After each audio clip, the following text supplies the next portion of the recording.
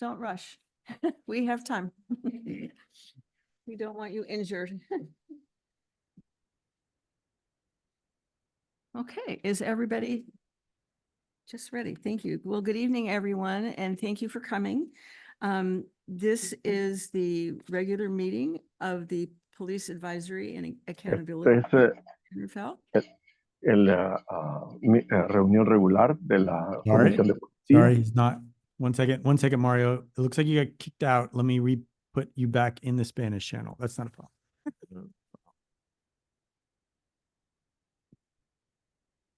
Okay.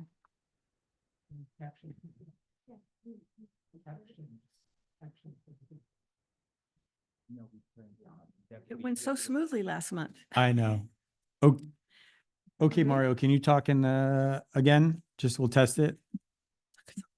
Darlene, can you hear him? Yes. Okay. We're good. We're good. Okay, thank you. So again, welcome to the meeting, and we'll ask Lieutenant Eberly to please call the roll. Good evening. Thank you. Member Alm, Present. Member Alvarez, Present. Member Nguyen, Present. Member Ruiz, Present. Vice Chair Tokalahi, Present. Chair Kamina, Present. Member Locks, Here. Member Valdez. Present. So I actually have a question about that. So since Mr. Davidi is not here, is one of the alternates going to be acting as a member? Yes, the alternate for this month is going to be Member Locks. Okay, thank you very much. Okay. Lieutenant Eberly, will you please address the interpretation and public comments for the meeting? Thank you, Chair Kamina. Before we begin, we would like to announce that tonight's meeting will include Spanish language simultaneous and consecutive interpretation provided by qualified interpreters on the Spanish channel. If watching on Zoom, you can join the Spanish channel by clicking on the interpretation icon in the Zoom toolbar. It looks like a globe. If you are attending in person and don't have access to the Zoom meeting from your mobile device, please come and see me and I will get you set up with a device so you can listen to the meeting in Spanish.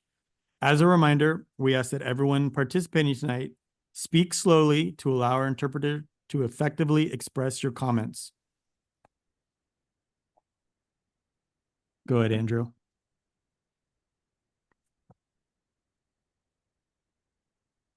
Can anybody hear me? Can you talk a little bit louder, Andrew? Yes, I'm present. Yes. Can anybody hear me? Yes. Yes.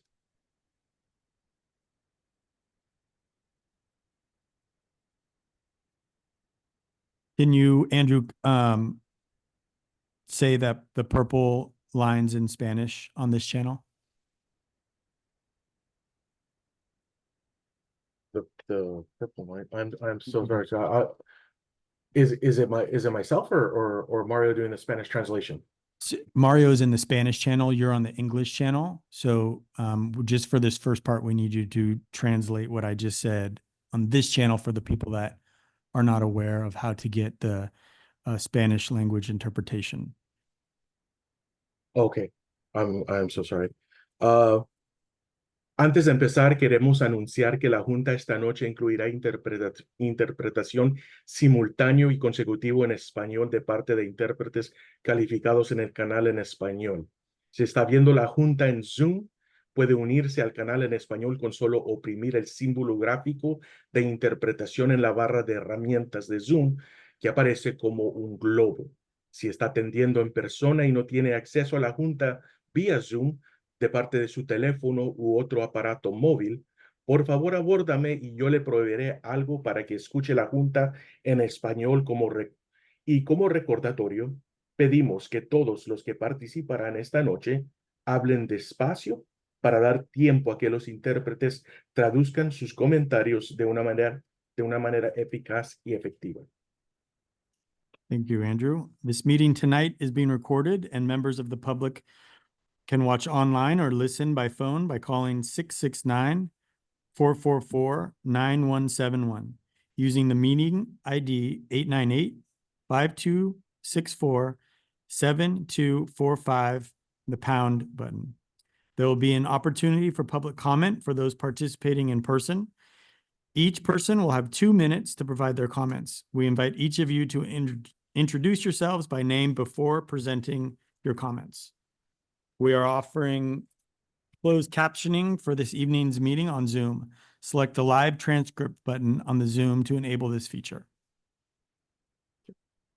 Thank you both, or all, I should say. Thank you. Now is the time to address the minutes from the September 18th meeting. Are there any questions from the committee about the minutes? I see. No, I actually have a question, and it's about the same thing I mentioned earlier.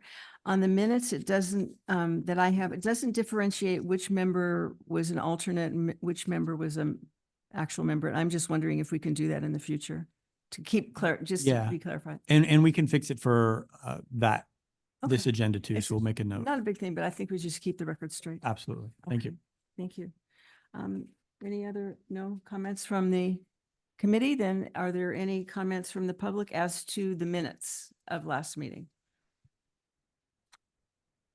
Thank you, Madam Chair. I'm Stephen Bingham from Terra Linda.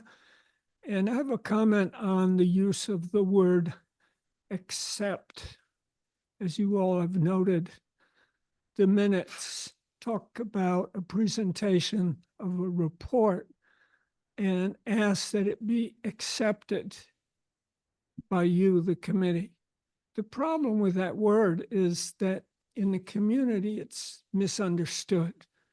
It's misunderstood as meaning approved. And that's concerning. So my suggestion going forward is that rather than the word accept, you use the word received. And it will probably take a vote from the committee to do that. But I think it's important because this material is being read in the community. And they're wondering, oh my goodness, they're approving the SRO report. They agree with it. And it's a community-based advisory group. And so I think it's an important change that should be made. Thank you. Thank you, Mr. Bingham. In the interest of time, if anybody's going to speak, if you would come forward as the other person speaking, I think that would be great. So please proceed. Thank you. Hi, everyone. I just want to amplify what Steve just said.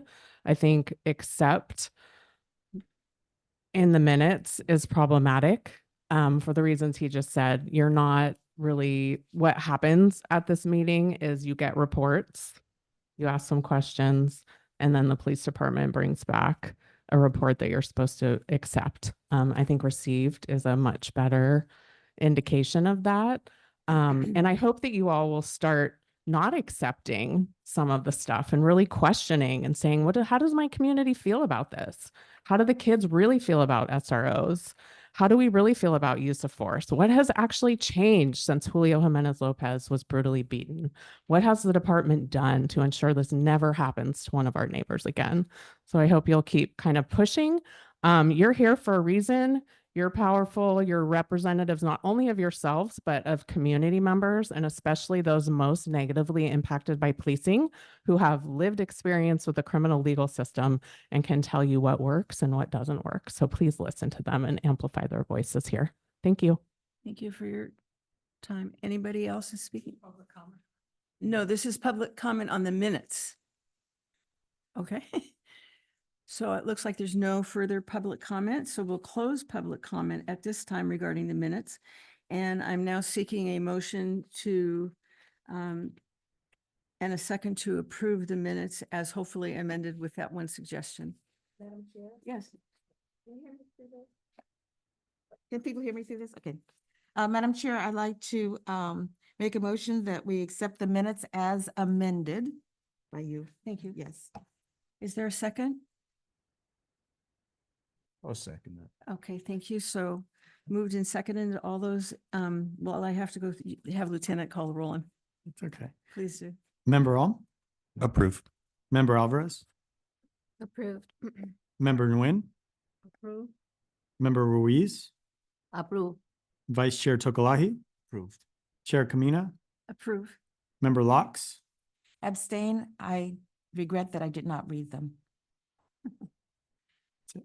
And I wasn't here, and I did not read them. She abstained. Got it. Got it. Okay. And that's it. That's it. Oh, Yeah, I'm for the sorry. voting members. Okay, so it appears that the motion has carried, so the minutes as amended are approved. Now would be the time for public comment. So if you would like to come forward.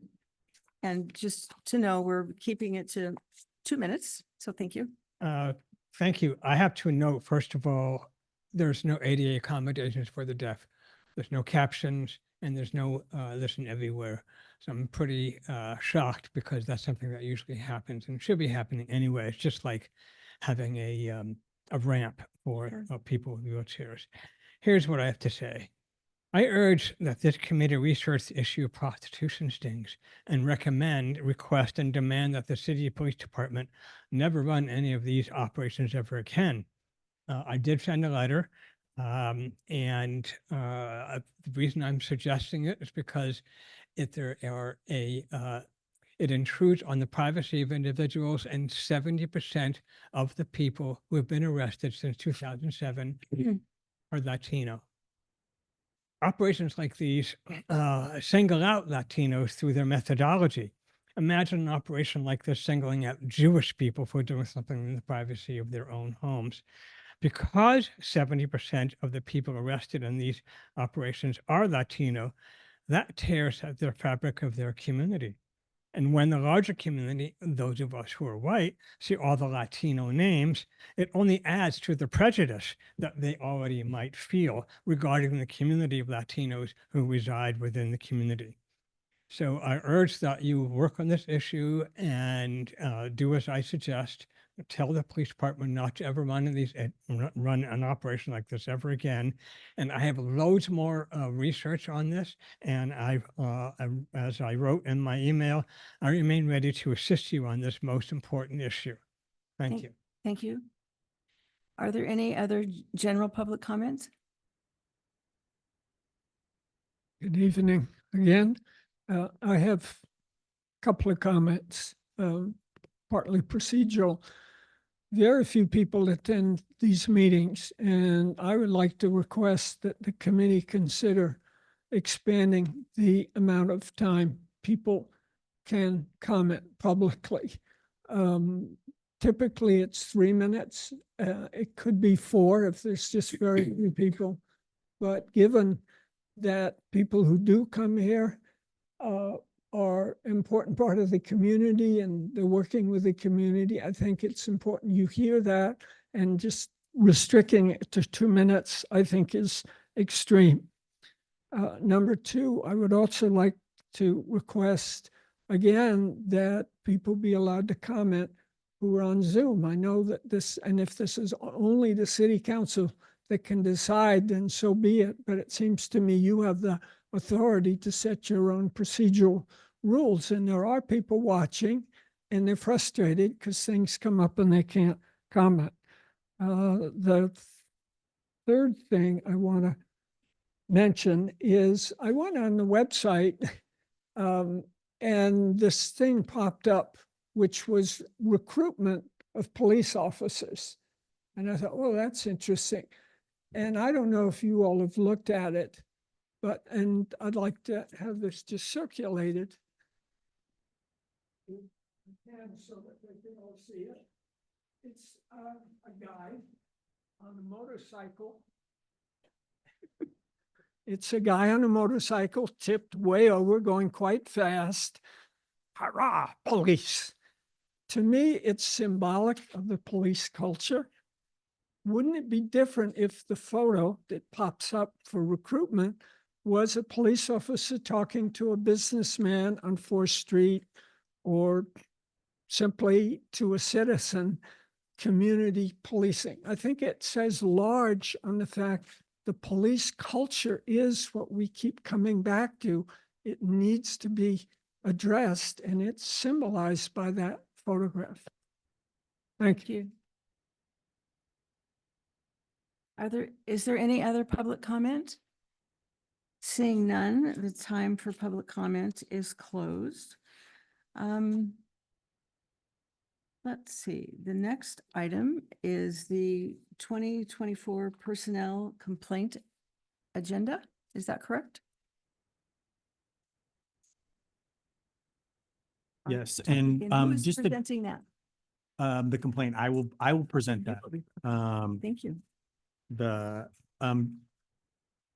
the photo, I don't think we can pass around because it's got to be public, so everybody's got to be right. able to see the same photo, but what we can do is we can put it in the minutes or something for next packet and give to you, and so everybody could see it. Member Locks? You have to turn your mic. Getting that. If you're holding it up at the podium and showing it, you're showing it to everybody. I want to be fair because then the camera won't be able to zoom it in. Somebody might complain that they won't see all the photo. So we'll make it so it's that it's fair, that everybody will see it. I can tell you it's the photo that you guys already saw in the presentation, along with many other photos in our recruiting with our officers not only communicating with the public, having conversations with the public at the Marin County Fair with the public, but this is just one of the photos that is on there. Okay. I will start the complaint staff report. Thank you. Yes. So this came up, Chair Kamina had brought it up to our attention. It'd be a good idea to further amplify transparency. We thought it was a great idea. This is something, it's new for the PAC, but it's not new. It's on our website. We do have a 5-year complaint log. And I just want to remind everybody that there's a lot of information that we cannot share. Goes back to, if you can remember, one of the classes that we presented. It's outlined in the 3300 of the government code, also 832.7, sorry, that specifically outlines if the complaint is not sustained under those specific categories such as excessive force, lying, dishonesty, nothing can really be disclosed other than that we had a complaint and we give you the dispo. So without further ado, as of today's date, the San Rafael Police Department has received 21 complaints. Out of the 21, they fall under conduct, procedures, use of force, and bias. 10 of those complaints were for conduct, 9 were procedural, 1 was for use of force, 1 was a bias complaint. 17 of the 21 are exonerated and 4 of them are unfounded. So far this year, there has been a slight reduction in conduct complaints, use of force complaints, and bias complaints compared to the previous years. We think that one of the main factors that are attributed to the decline is we are continuing our efforts and focusing on training, de-escalation, community engagement training, bias-based training. If you haven't done so, and I do want to emphasize to members that are watching and that we do have the 5-year complaint log. It's under srpd.org in the transparency tab. The log records the nature of each complaint and the final disposition. I think by sharing this information, we emphasize the key aspect of the police department's commitment to transparency and accountability. We welcome the open channels for feedback as essential elements in strengthening relationships with our community. So moving forward, I think it's going to be easier and we can record it at every quarter. I'll report out on how many complaints we have. It won't be an agendized item, but we'll put it under the staff report. So it'll be recorded so everybody will see it. And that concludes my staff report on complaints. Thank you, Lieutenant Everly. Now would be the time for questions. Yes. from the committee, and I see a hand up already. Yeah. Member Locks? The 4, would you say what the 4 were again? It was 21 total, 17 exonerated, and 4 were. So this year, use of procedural, conduct, use of force, and bias. So 1 bias complaint, 1 use of force complaint, 9 of the complaints were procedural, 10 were conduct. You know, a procedural complaint might be Thank you. an officer failed to report something. We do research on it and we find out that the report didn't fall under our jurisdiction. So we directed the complainant to the right jurisdiction to make the report. A procedural complaint could be, or I should say, let's say a conduct complaint where the officer or the dispatcher was dismissive. And just be aware, you can complain about anybody in the police department. It doesn't have to be a sworn police officer, but a police officer was dismissive. So what would happen in that complaint is that it will be assigned to an impartial, usually a direct supervisor. They'll review all the facts, review the body worn camera, everything that, if you didn't know, every time you call the police department, whether emergency on or non-emergency, it is recorded. So we'll listen to the call for service, or we'll watch the officer's body worn camera. And then we'll call the reporting person back and explain maybe the reasons what we did, why we did it. And then that's how we would conduct a conduct investigation. Thank you for explaining that, because I was wondering what that was. Sure. Does that answer your question? Thank Do you have any other questions, Member Locks? Okay. Ms. Ruiz, do you have any questions? Mr. On? Member On. Can you define exonerated versus unfounded? Yeah. So exonerated, it means that it was justified in what happened. So procedurally, if someone came in and complained that you didn't take a police report for something that I reported, and that crime occurred in another jurisdiction, that officer would be exonerated. Now, there's other issues. There's layers in there. There should have been, the officer should have told that person, like, you need to go to the sheriff's department, which in my experience, I've never had an officer not say that. So it was, I'm just trying to give a blanket of a kind of an easy definition of exonerated. Unfounded would be that officer punched me in the face on an excessive force. We watched the body worn camera from start to finish. We see everything, and there's not even use of force. There's no, it was taken into custody. There was no hands on anything. That would be unfounded.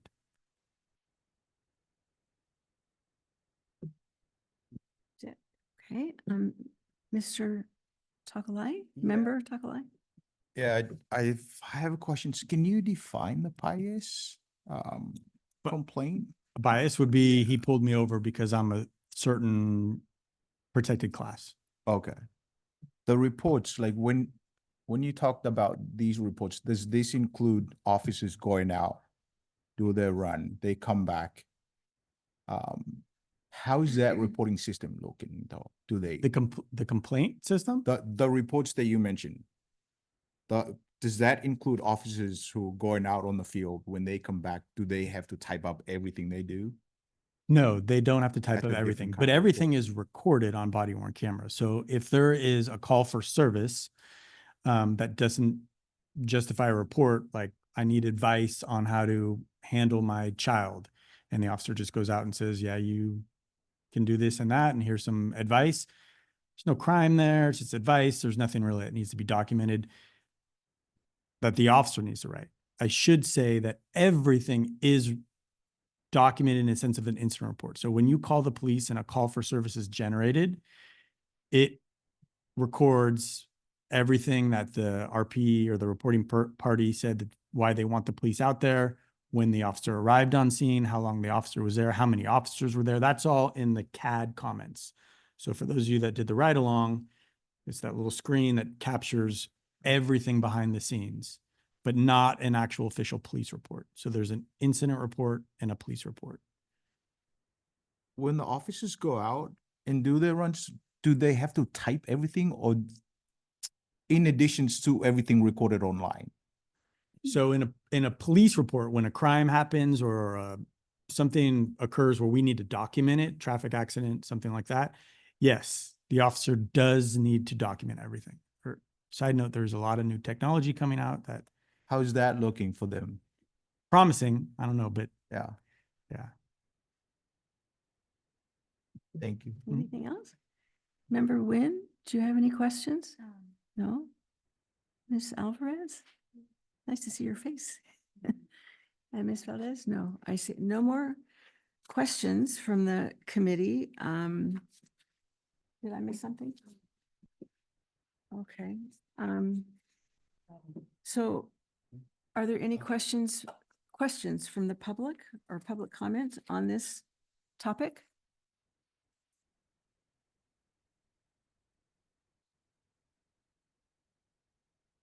Hi, everyone. I do appreciate and I do think that very frequently you all should get reports on complaints because the police department has sworn to protect and serve the community, and it's a way to know how that's going. One of the questions that came up for me, and I think the data is a little bit hard right now to tell exactly like what those complaints look like. Is there like a trend in who's filing complaints? Could we apply RIPA data to that as well to know what's happening with that? And I would love to hear more about how the police department analyzes the complaints. Like, oh, so we're getting a bunch of complaints about rudeness. Like, then what does that look like for your training team, for identifying areas for improvement so there's better relationship? Because that's why we're all here, right? We want a good relationship between the community we live in and the police department, who some of them probably live here too, and they work here. And when we have a good relationship, it's safer for everyone. It's safer for us as residents. It's safer for them as officers responding to things.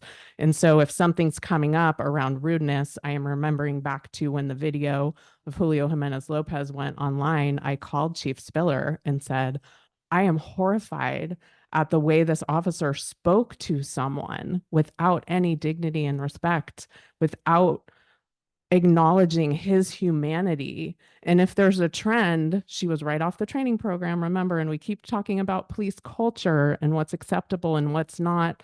Her backup was also a field training officer. So was the shift supervisor, who was a corporal. If there's something happening where people aren't being treated with dignity and respect in certain neighborhoods, I know it'll be different for me as a white lady getting pulled over, probably than someone else who's not, first language isn't English, and isn't, is a person of color in our community. So please ask for analysis and what are they doing when they see a trend in complaints? Thank you. Thank you. Are there any other public comments on this topic? Is it Mr. Freeman? If you haven't been on a ride along, go. They're great. Thank you. Seeing no other members of the public who wish to speak on this topic, I'm closing public comment on this topic. Do you have any response for questions from the community? I do. I thought that was a great question.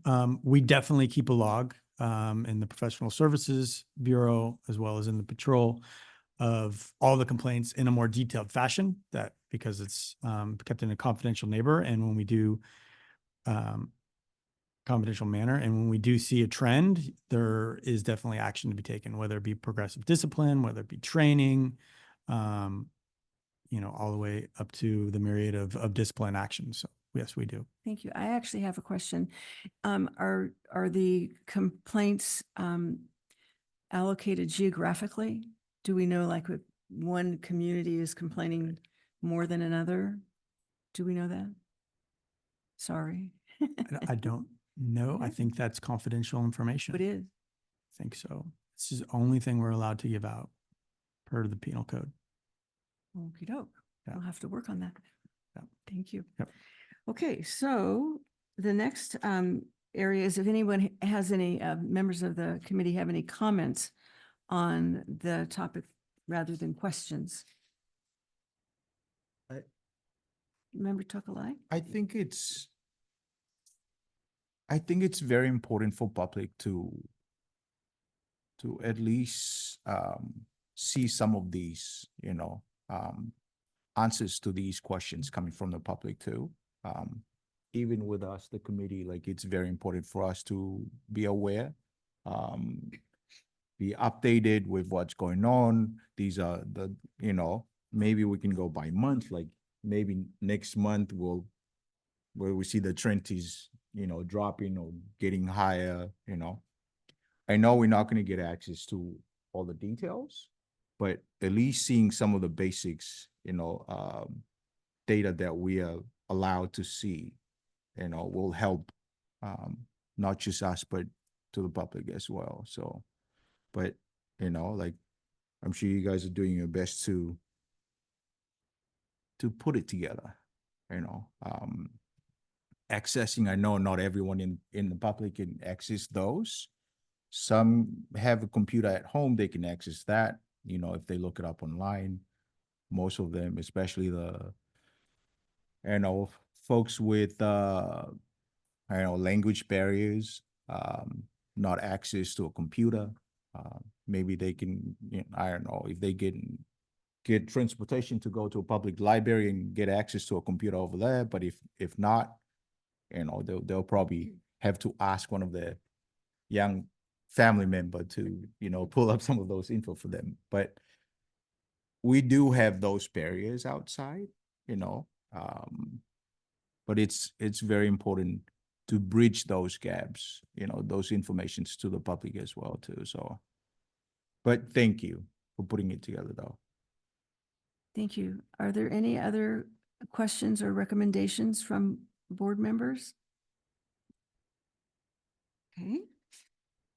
Do we, I should ask you, it's okay if I just say that I see no questions rather than calling on people individually?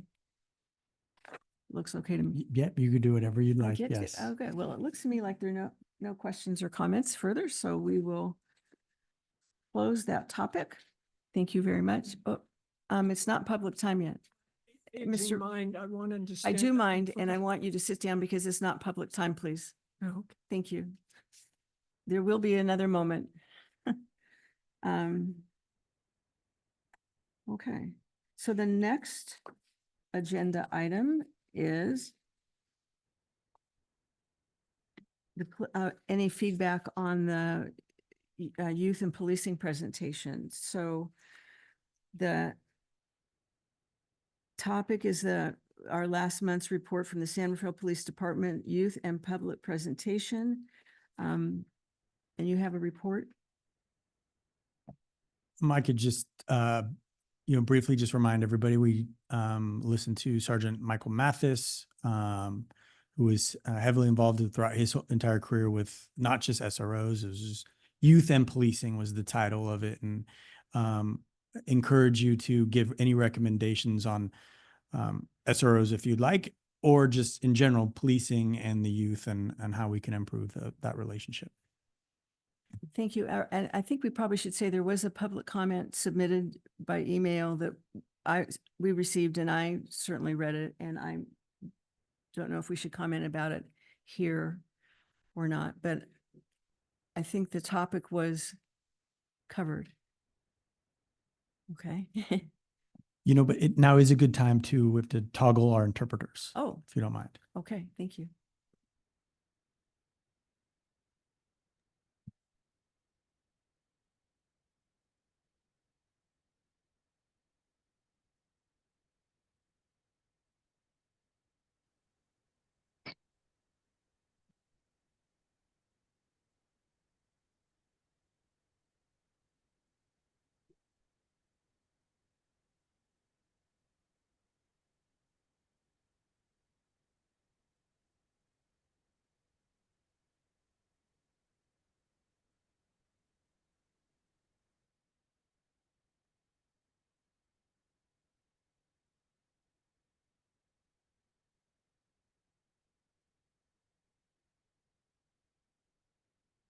Okay, Andrew is now in the Spanish channel and we're good to continue. We're all set to go. So at this time, I'm going to ask if there are any questions from members of the committee about the report on youth and policing presentation that we had from Corporal Mathis.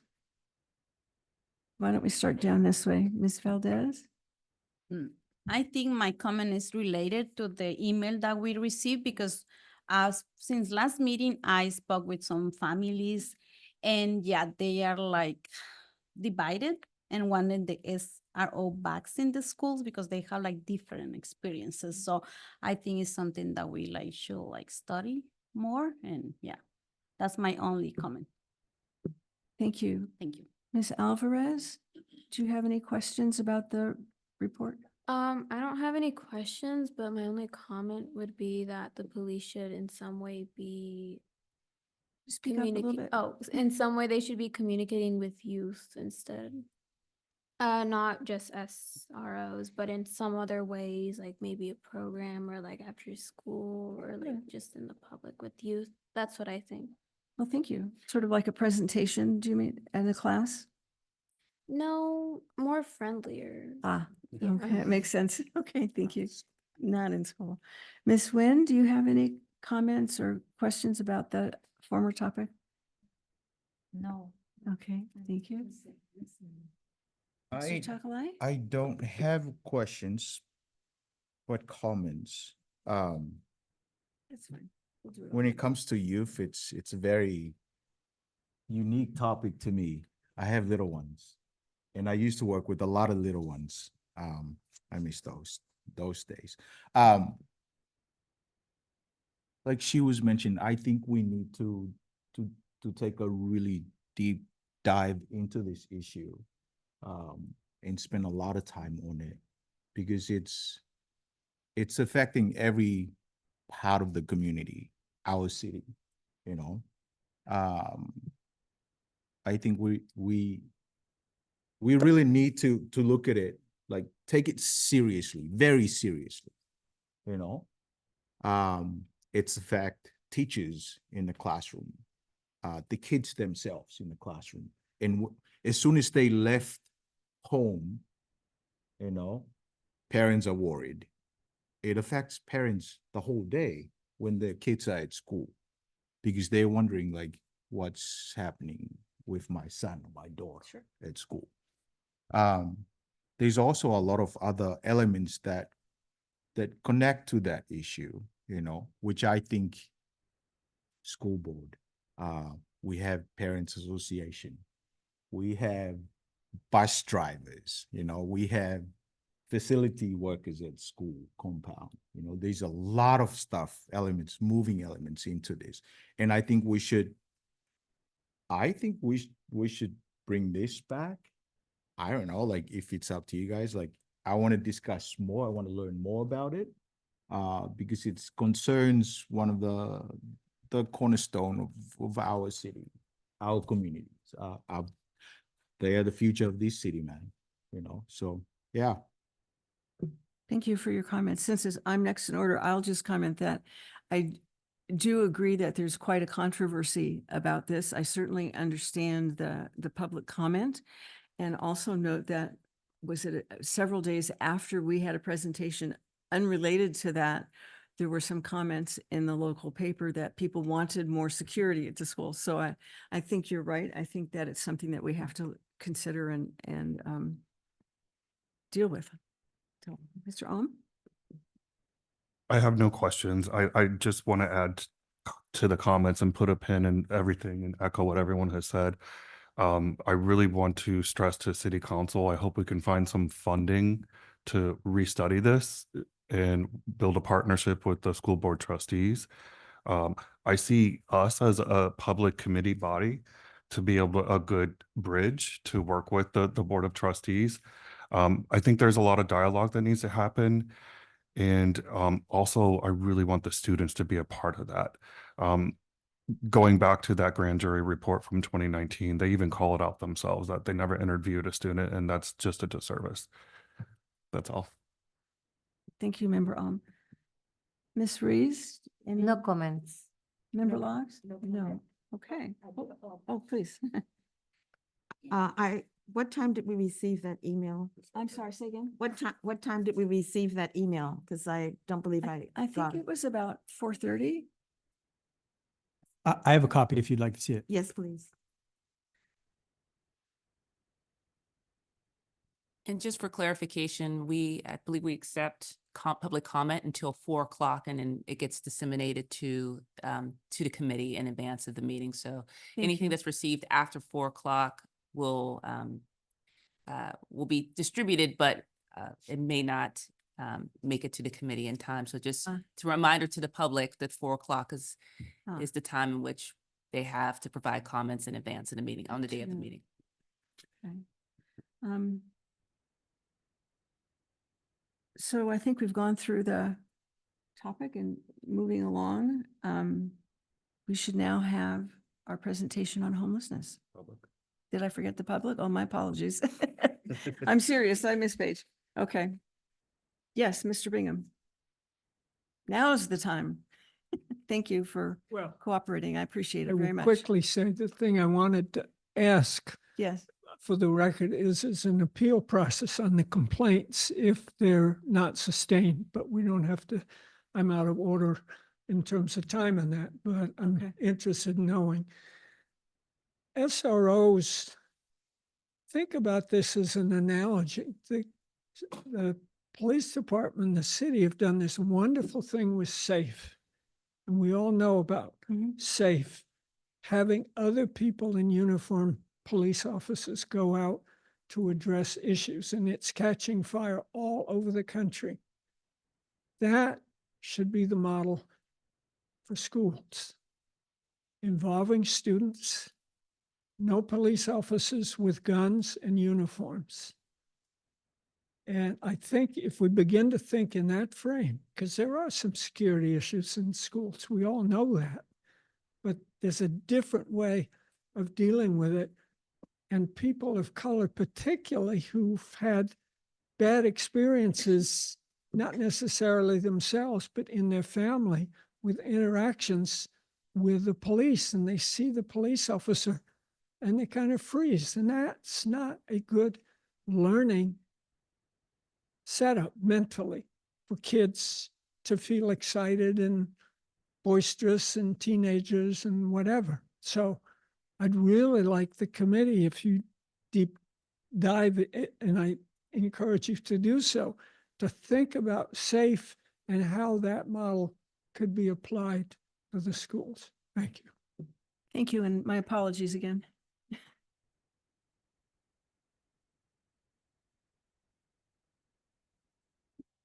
Hi, everyone. I want to amplify a couple of the things in the email that I was planning on saying already about SROs. When we had SROs in San Rafael City Schools, 94% of the students arrested and referred to probation were Latinx, despite making up only 60% of the population.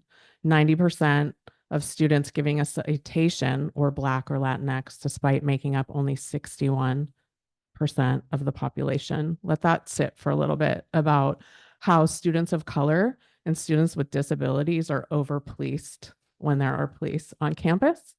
And it's not that hard to imagine that let's not let the police department completely off the hook for being called in for those calls. They said, well, we weren't proactively patrolling the school. Teachers called us, administration called us.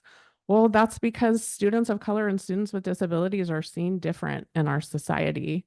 And there's plenty of research that shows a Black student acting silly in class is seen different than a white student. The white student might be, oh, he's so clever. Isn't he funny? The Black student is disrespectful and sent to the office. And so that carries over. 100% agree. We need to work with the schools also to figure out when police need to be called and when they shouldn't be called. And the students in those quotes that Hanya sent in said, we don't need people with guns on campus for mental health crises, for things that could be handled by a teacher or a counselor. So please use the right resource for the right reason at school. We know that the school to prison pipeline is exacerbated by police at school. Arresting kids who then stay in the criminal legal system for most of their lives. And I love the idea of having the police build relationships in a different way. And one of my friends who grew up in the Canal said the police athletic league was amazing because it has nothing to do with criminalization. You have coaches from the police department coaching kids. So think outside of the box about ways that relationships could be built that don't involve going to juvenile hall, getting arrested, or starting your path to prison. Thank you. Thank you. Are there any other comments from the public? Please come forward.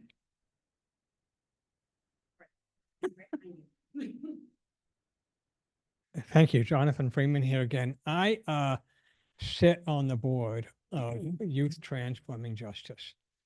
I'm And sorry, could you please just repeat that? I didn't hear what board you sit on. Youth Transforming Ah. Justice. Thank you. It used to be called the Marin Youth Court. And they changed their name 4 years ago and helped them get out of the Y, and I did their incorporation stuff. And Don in those years has had a lot of discussions with youth Scott about SROs. And I don't know enough about the issue to get into the specifics, but I would urge that if you do get back into it, and I urge that you do because it is a controversial one, is talk with Don about it. The phrase that was mentioned earlier about the school to prison pipeline, that's exactly what YTJ is trying to do. Stop that pipeline from occurring. And so he'd be an excellent person to talk to about this issue. Thank you. Thank you. I think there's someone else. Thank you. Welcome. Wow. Hello. Hello. Good evening. My name is Mo Dinyeva Marsh, and I am on the San Rafael City School Board Trustees. I am actually the trustee for Area 3, which encompasses Laureldale Elementary School, Davidson Middle School, the newly reopened Short School, which is now known as the San Rafael Early Childhood Learning Education Center, as well as Sun Valley Elementary School. Please note that with any good public comment starts with a disclaimer. It is important to note that I am only speaking on behalf of myself as one board member, and I cannot speak on behalf of the entire board. I also would like to note that I am your Marin County delegate to the California School Board Association, representing all of our school districts in the county, which is a really great space for the Marin County School Board Association to share best practices. In the spirit of best practices, I want to note that San Rafael City Schools also has a partner of Miller Creek School District. If you aren't familiar, Miller Creek School District, when those students leave, they pipeline into, sorry, I'll use another word other than pipeline.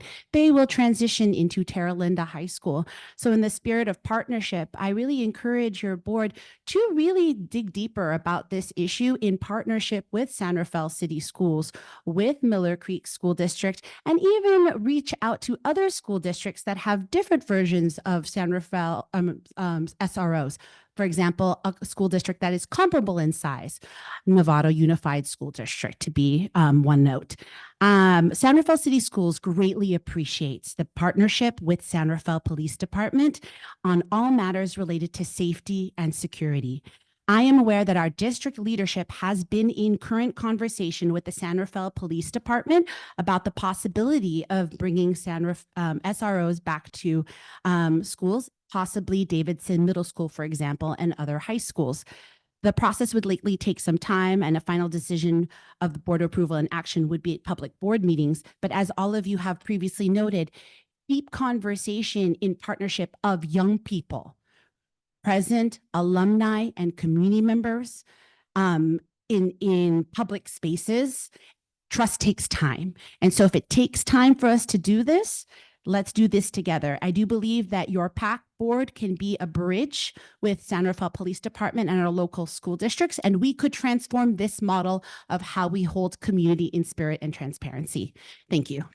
Thank you for coming. Thank you for your, is there any other public comment? Seeing none, the public comment time is closed, excuse me.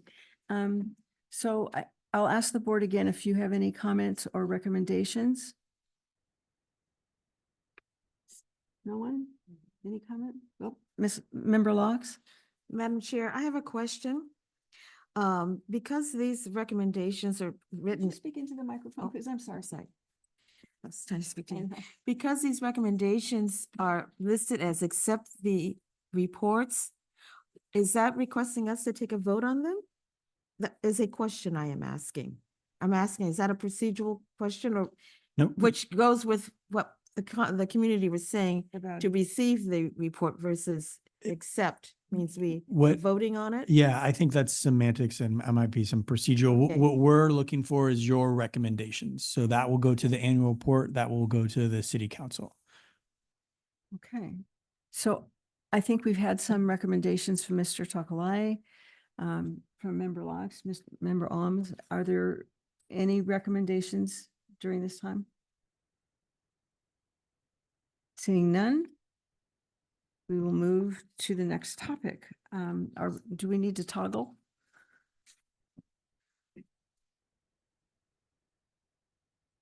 We have a little bit of time after this Oh, presentation. okay. We can. Thank you.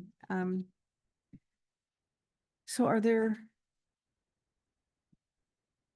going to have our presentation now. Is this Ms. Murphy? Welcome. Thank you. If you would introduce yourself, we would appreciate it. Thank you for your time. Good evening, everybody. My name is Lynn Murphy. I'm the mental health liaison at the San Rafael Police Department. I have been with the department since 2013. I just had my 11-year work anniversary. And I'm going to be presenting with my colleague, Mel Burnett. Good evening. I'm Mel Burnett. I'm the city's homelessness and housing analyst. Thank you for having us. So as you all know, in San Rafael, there is a visible issue of homelessness. The city has gone to great measures to address this.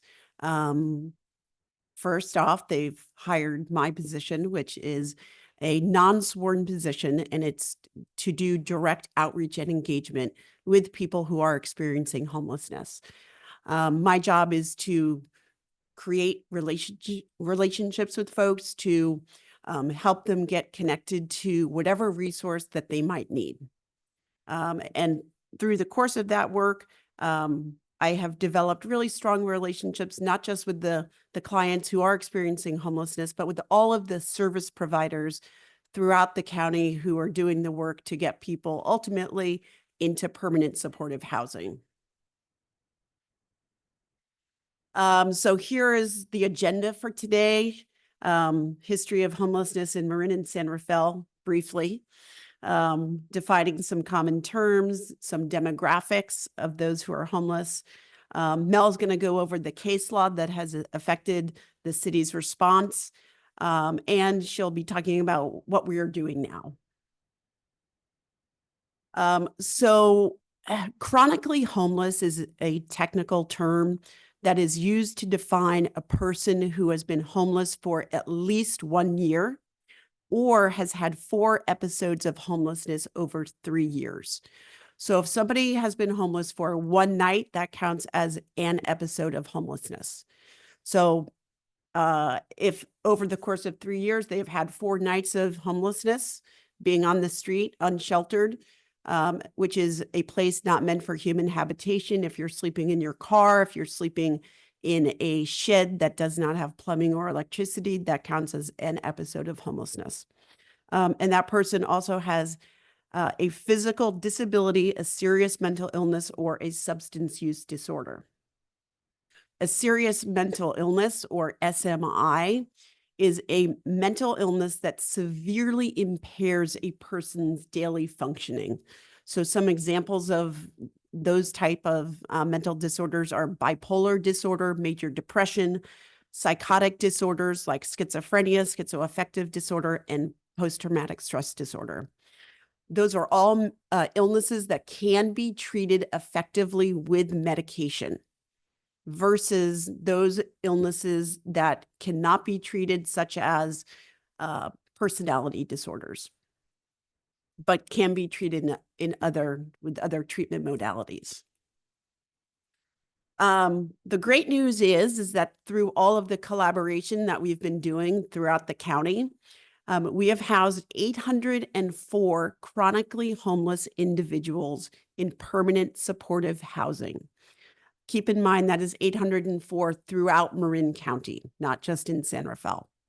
There is a 94% retention rate of those folks who have gone into permanent supportive housing. That means they have kept their housing. They did not get kicked out. They did not decide to leave. They have kept their housing. We've housed 116 homeless veterans. There are still 26 people awaiting housing with the opening of Pewitt Place up in Nevada on the Homeward Bound campus. We've been able to really expand the outreach to our homeless veterans. And the goal is to end chronic homelessness amongst veterans by the end of 2024. We might not reach that goal since that is now 2 months away, but we're shooting for that. And we've housed 234 families in permanent supportive housing. We still have a waiting list of 37 families. I'm going to leave the legal challenges to Mel to talk about some of the complexities that have made this a really difficult issue to address. So I'll just start off by describing the 2018 case of Martin versus Boise. So this was a decision by the U.S. Ninth Circuit Court of Appeals. So this was one of the more recent legal decisions that greatly limited cities' ability to regulate camping on public property. So this was, it held that prohibiting camping on public property without sufficient available alternative shelter violated the cruel and unusual punishments clause of the Constitution. So this affected many cities across the Ninth Circuit, including San Rafael and other locations such as Los Angeles, San Francisco, Sacramento, all across the Ninth Circuit. Some additional legal challenges and new opportunities. So this is going to take us through a timeline that kind of oversees that from the past a little over a year. So in July of 2023, the City Council revised the city's camping ordinance. So this was making amendments to the camping ordinance so that it complied with the then governing Martin versus Boise decision. The legal challenge came 3 days prior to the ordinance being effective. So the city was sued in federal court based on the Americans with Disabilities Act claims that a state created danger under that legal theory. So the court entered a temporary restraining order and later a preliminary injunction that effectively blocked the city's ability to enforce its own camping ordinance. So this was a lawsuit that we were in for a little over a year that again began 3 days prior to being able to enforce that ordinance. In June of 2024, the Supreme Court ruled in Grants Pass versus Johnson. This was a decision that reversed the Martin versus Boise case. So this sort of took care of one legal argument that had been used. However, there are additional legal theories that still remain, such as even in the Boyd versus San Rafael lawsuit, that wasn't based on the Eighth Amendment violation under Martin versus Boise, but again was based under the state created danger legal theory. So there are other substantial legal risks that cities face and that need to be considered in regulating camping on public property. In July of 2024, Governor Newsom issued an executive order allowing cities instructing them to state agencies and encouraging local governments to prioritize the humane removal of encampments. So this included conducting site assessments, providing 48 hours notice or as much notice as reasonable in exigent circumstances. And this is something that the city's practices generally align with, except that we actually provide 90 days of temporary storage, which is more than the 60 days from Governor Newsom's order. In August of 2024, the federal court dismissed the lawsuit for the Boyd versus San Rafael case. Also in August of 2024, the city council, there was a proposal for new camping ordinance amendments to the city council that was approved. And a second reading was also approved in September, and these changes were then effective in October 4th of this year. So some of those changes included providing the city with greater flexibility to prohibit camping or set time, place, and manner conditions on camping and public property in light of that Grants Pass ruling. It also clarified a prohibition on occupying, constructing, or affixing structures made of building materials on public property. And additional safety setbacks were in place by that ordinance amendment, specifically requiring campsites to be at least 5 feet from the edge of roadway pavement. In October of 2024, which we're currently in, We did open the sanctioned camping area on a portion of the Mahone Creek Path. So that opened on October 4th. Again, those ordinance amendments also went into effect on October 4th. And so we did a thorough encampment compliance initiative that started from that date. So the area of Anderson Drive between Irwin to Rice, this area was no longer able to comply with those ordinance amendments.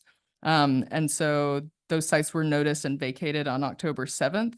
Several individuals were eligible and moved into the sanctioned camping area. And we conducted a really wide outreach and engagement effort through city staff, city contractors, as well as community partners.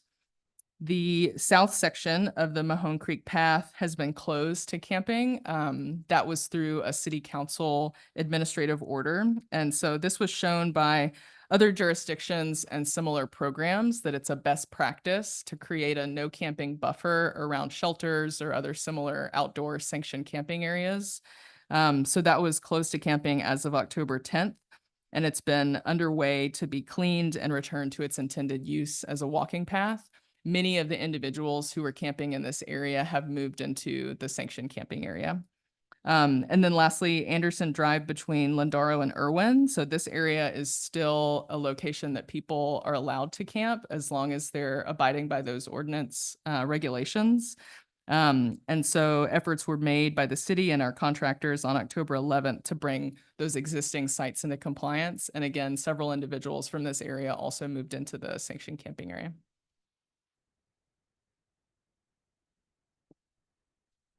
So I'm going to talk a little bit about homelessness and San Rafael. So San Rafael is the county seat. And when a city is the county seat, it's typically the place where there are the most services. The county jail is located in the county seat. And so there tend to be more people experiencing homelessness in a county seat. People often ask, well, why are people here in San Rafael? Why don't they go someplace else? The data shows, which we're going to look at in just a slide or two, that the majority of people who are homeless here in Marin were raised in Marin. They went to school here. They don't want to leave. People say, well, why don't they go someplace where it's not as expensive? Because this is home. And why San Rafael? Do we have services? Yes, we do. And we do have an abundance of resources, and people do need those support systems. Let's look at the data. So every 2 years, HUD, Housing and Urban Development, requires that any jurisdiction that receives federal funding does what's called a point-in-time count. And it is done in the last 10 days of January every other year. And the goal is to go to every census tract in the county and do a visual count of people who are sleeping in places not meant for human habitation. So cars, sheds, doorways, to get an idea of how are we doing in getting people into housing. So if you look at our numbers, these are countywide numbers. From 2015 to 2017, we saw a decrease.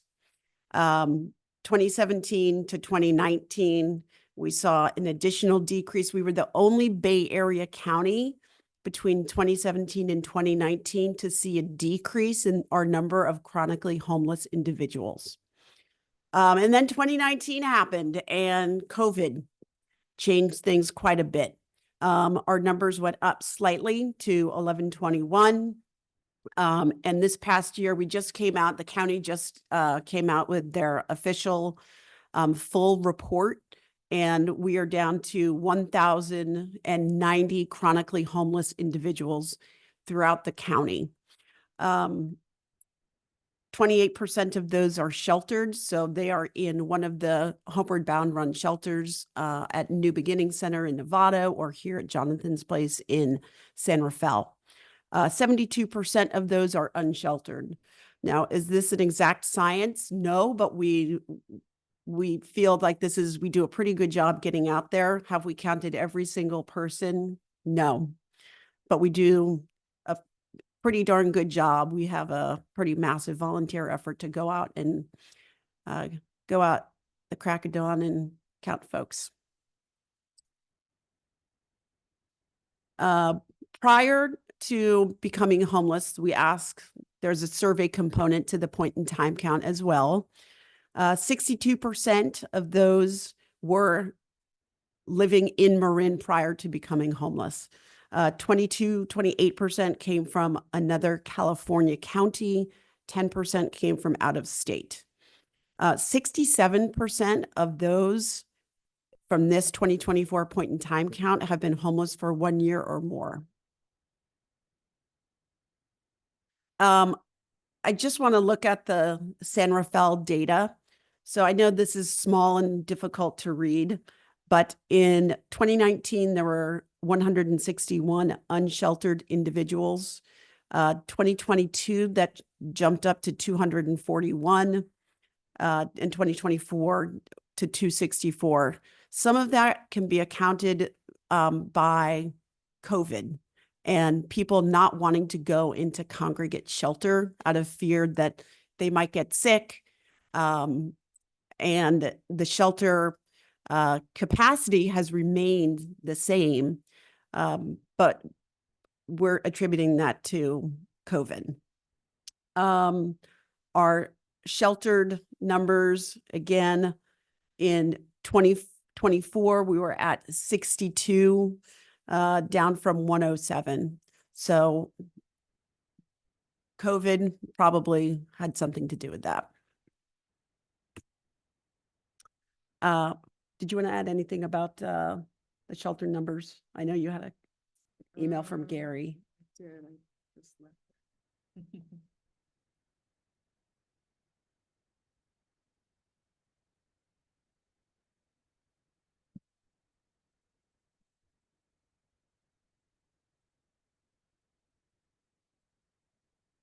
When we ask people if they want to go to shelter, a lot of times they say, I can't be around other people.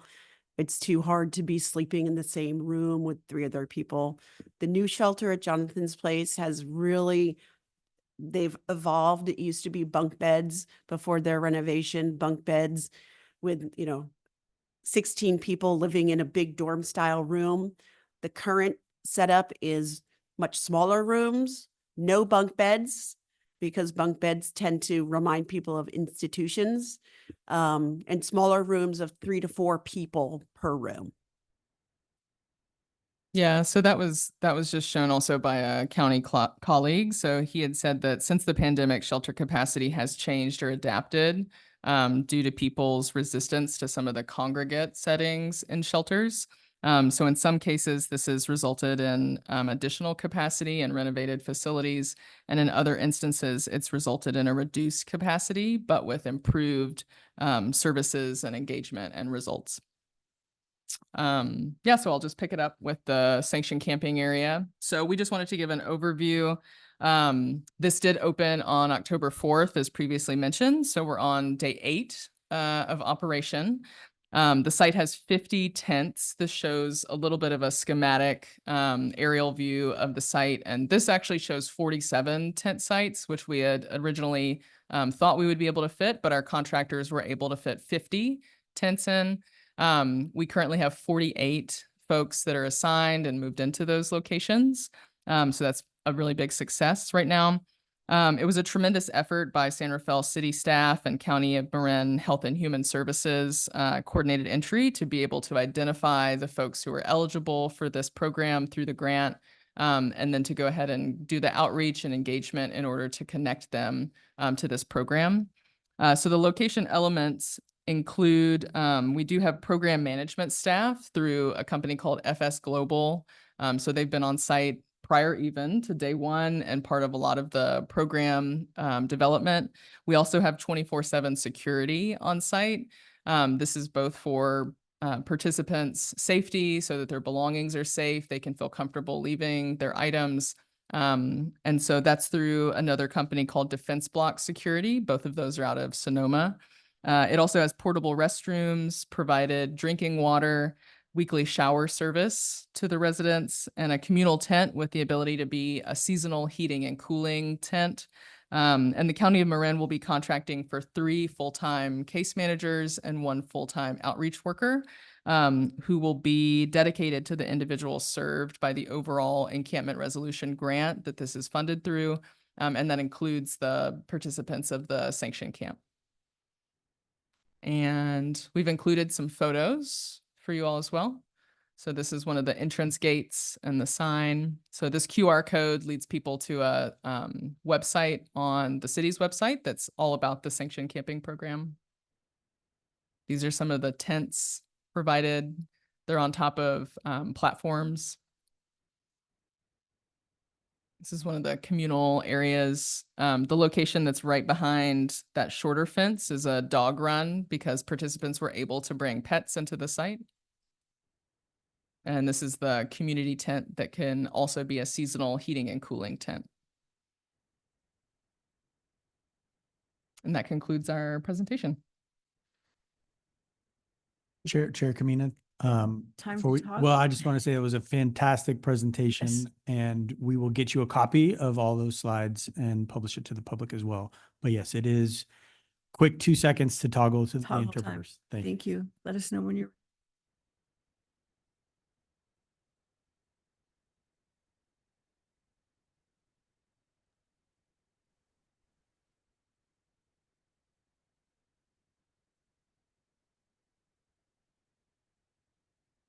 Okay, thank you for pausing. We're good to go. Thank you. Well, thank you for that excellent presentation and especially all the work you're doing. We appreciate it very, very much. Are there any questions from the committee? We'll start with, I was going to start with Mr. Member Alm, just to be different. No? Microphone. Cooking facilities, since a lot of the encampment issues have been with the little hot plates and whatever were dangerous. In this setting, what are the cooking situations? So obviously fire prevention is of utmost importance. So we're not allowing any type of combustibles, so no grills, nothing that could start a fire. However, we are now in talks with the program manager about setting up a couple of microwaves. So people will have the ability to heat up food. That would be in the communal tent area. So people could prepare food, sit inside and eat. But that we did hear a lot of people asking about that. And so that was the compromise that we came up with. It reduces the risk of fire with the microwaves. Please, go ahead. Have you had any complaints? Because I want to share some that I heard from individuals. Was that complaints from participants or the public? Well, people who didn't end up in the blue tents. So have you, I mean, has there been feedback? You know, either the ones that are residents, I'm calling them residents, or the ones that didn't get in? Yeah, so I can just explain a little more about how people were eligible for the Yeah. site. So this is funded in majority by an encampment resolution grant, which we received in partnership with the County of Marin. So those grants are meant to serve people in a specific geographic location. So at the time of the application, we submitted that for the Mahone Path encampment area. So this includes the entirety of folks who are camping on the Mahone Path, as well as a portion of Francisco Boulevard and portions of Anderson Drive. And then that application was submitted January 31st of 2024. So at the beginning of this year. At the time, we anticipated that, or estimated that there were about 65 individuals who were camping in that area. So then when we were awarded the grant, we worked with Coordinated Entry of Marin County to go through case management, documentation, case conference documentation, and worked with outreach workers through community partners to determine who was camping in that area based on documented records from those outreach teams, and city knowledge and county knowledge. So we created a list of folks who had documented record of being camping in that area. But no complaints. Is that was So, the question? Yeah, so people have brought up, sort of that they were camping there because of, again, sort of the specifics of that grant serving a location, a specific location, and then having to work through the documented outreach records, case management records of who was present. That's sort of what we have to go by, is if people were known in that area prior. Madam Chair, is this the time for me to give my statements about the criticisms I've heard from the residents? Or would Now you would like- be the time for questions and Of then the your review. comments are next. Thank you. But thank you for checking. Thank you.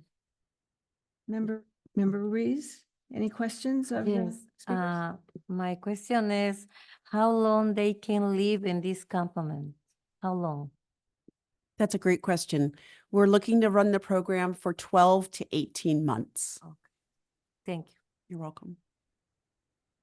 Thank you, Member At the close of that, then what happens?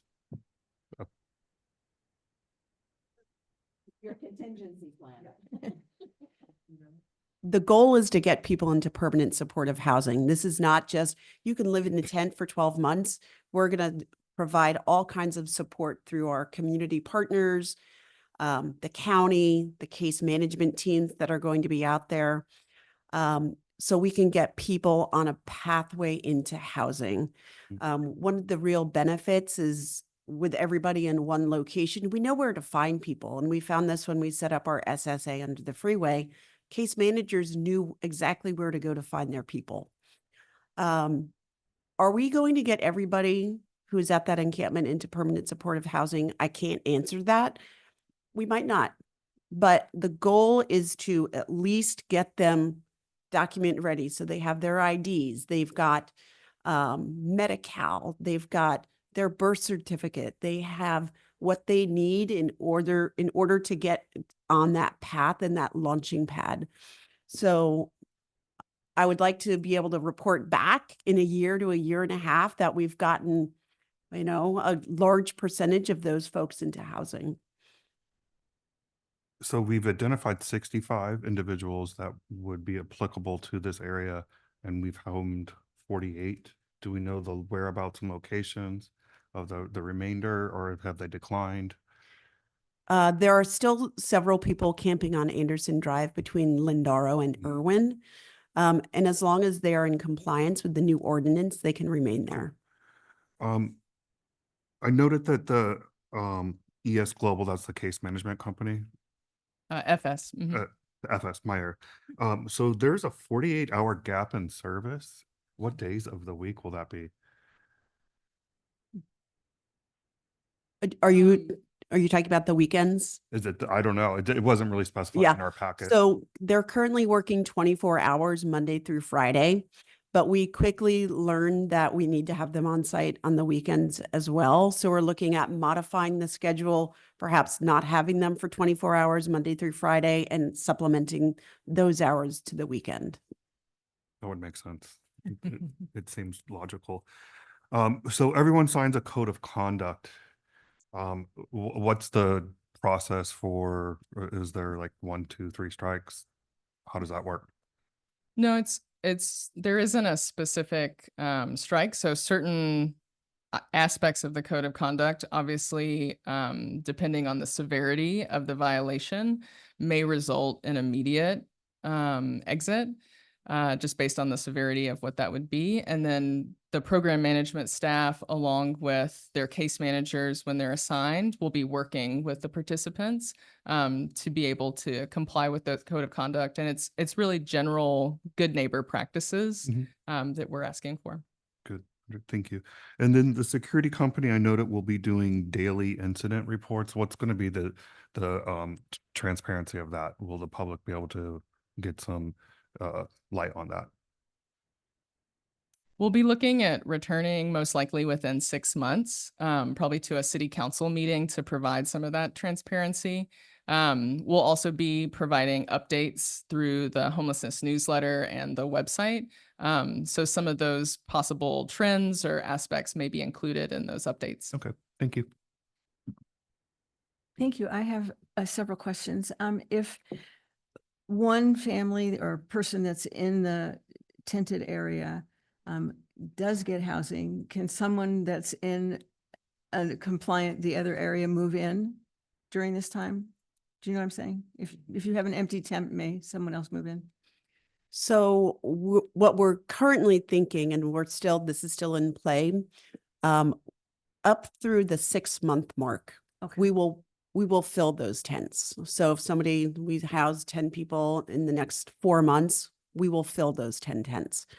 After the 6-month window, then we're not going to fill those tents because we don't want to end a program with people still unhoused in the program.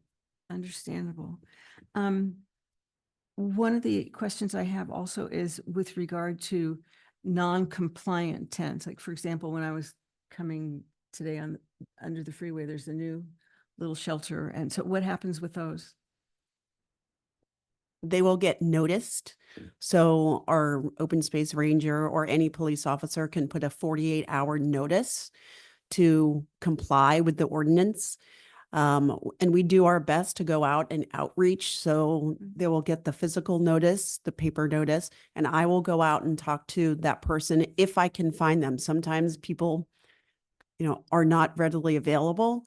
And if it is out of compliance, then it would be brought into compliance and potentially removed. Okay, thank you. And I have one question that's really not quite on point, but it's something that bothers me terribly.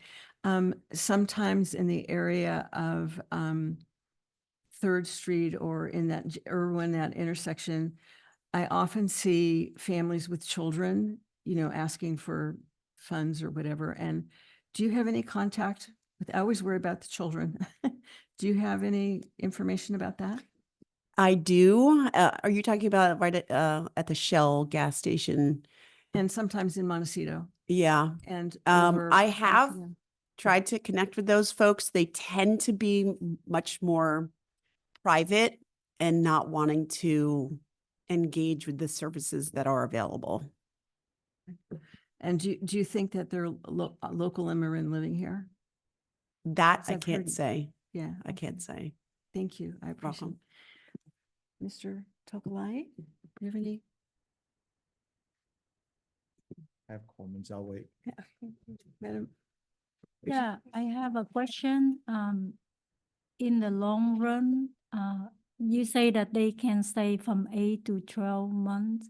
But if you have some like counseling to help them with the like job and help them get to the normal life, like the people like me have a house and your families, if you have any like counseling to help them with that, or just serving like activities and the housing, but it's not like the living for them. That's a great question. So the permanent supportive housing includes that ongoing case management, because to take somebody that's been, living outside for 10 years, that transition is going to be really difficult, and they're going to need that ongoing support from their case manager, from the different agencies that are doing this work.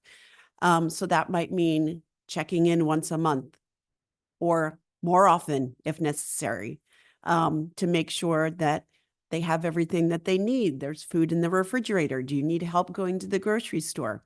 So it is, let's get you in and then let's help you stay in. And that's really the job of the case manager. It's so important. They really have, it's this type of relationship where the case manager does a lot of hand-holding, a lot of caretaking to a certain extent, like helping them furnish their apartment, helping them decorate it. And it's really cool to see some folks, like, they'll take pictures and show me like, look at how cool my apartment is. So that's all part of the support that they get with the case management. Did that answer your question? I'm just thinking like if they living like that, they should have some the income, right? They should have some the income support themselves. So they should have the way to find a job. Yeah. And you recommend you like contact with some the agency finding the job for them. So help them in the futures. It's just like they Sure. can be themselves, Yeah. dependent themselves. I would say every person is different and unique. Some people are really ready to get back to work. Some people might not have the capacity to go back to work. We do have two partners that we work with very closely. One is Downtown Streets Team, which is an employment readiness program, and they bring people on to do, they have a street cleaning enterprise. They also do other types of social enterprises, staffing farmers markets. And it's to get people ready. You know, you have to show up for your shift at 8 o'clock and you work until 12 o'clock. You need to keep track of your time. You need to wear the correct uniform. And then the other organization is called CEO, that's Center for Economic Opportunity. And they hire people on a daily basis. So it's, you show up, you wear your uniform, and at the end of the day, you get paid. So I think that that's a really valid point that you make. And each individual has, it's their choice as to how much or what they would like to do. Thank you. Ms. Alvarez, do you have any questions? Member, no? Ms. Valdez? No? You, Mr. Alm? Thank you for entertaining me. So we're here to advise, and please educate me. What would you recommend us advise in our report to the city council in the intersectionality of policing and homelessness?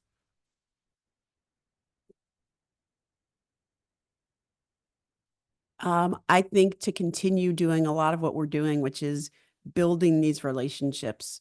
Our officers are really skilled at communicating with people who might have a lot of challenges. They might be under the influence of drugs, alcohol. They might have a serious mental illness that makes it hard for them to track a conversation.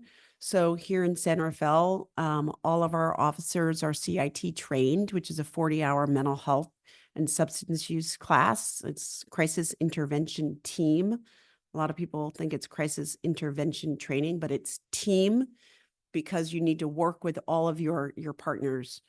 I'm really proud of the team that I work with because during the encampment cleanup, we didn't have one episode of someone getting aggressive because we had done such a thorough job outreaching to people ahead of time and noticing people. Were there people who weren't happy about it? Yeah, there were some, but there was not one episode of aggression, and they understood.